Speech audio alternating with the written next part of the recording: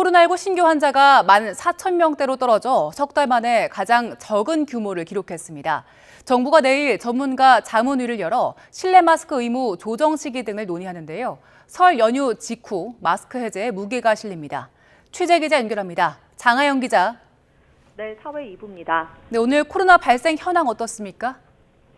네, 오늘 코로나19 신규 확진자는 14,144명으로 일주일 전보다 4천여 명, 2주 전보다 8천여 명 줄었습니다.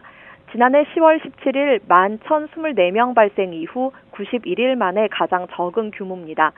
신규 환자 추이와 2, 3주 정도 시차를 두고 따라 움직이는 위중증 환자 수는 지난 한 달간 500명대를 유지하고 있는데요. 어제 하루 잠깐 499명을 기록했다가 오늘은 11명 늘어나 510명이 됐습니다. 중환자 병상 가동률은 어제 오후 5시 기준으로 35.3%입니다. 코로나19로 어제 하루 숨진 사람은 35명입니다. 주간으로 따지면 지난 일주일간 확진자 수가 그 전주보다 27% 감소했고 사망자는 11%, 위중증 환자도 17% 정도 줄었습니다. 방역당국은 겨울 유행이 정점을 지나 확연히 완화 추세로 들어섰다고 진단했습니다. 그리고 내일 방역 전문가들이 실내 마스크 의무 해제 조정 논의를 한다고요? 네, 내일 중대본의 전문가 자문기구인 국가감염병 위기대응 자문위 회의가 열립니다. 여기서 실내 마스크 의무 조정 방안과 시기를 논의합니다.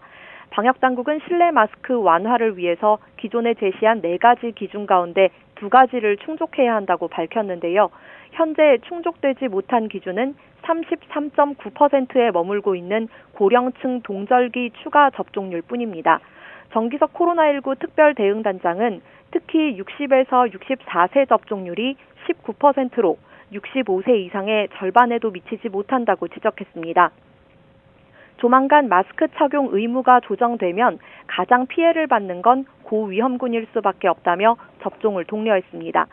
정 단장은 오늘 브리핑에서 설 연휴 직후 마스크 해제에 무게를 실은 발언도 내놨습니다. 들어보겠습니다.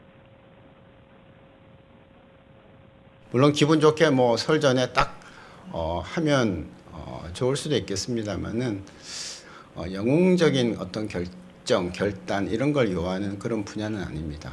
가장 안전한 것이 가장 무난하기도 하고 사람의 생명을 하나라도 더 보호할 수 있다.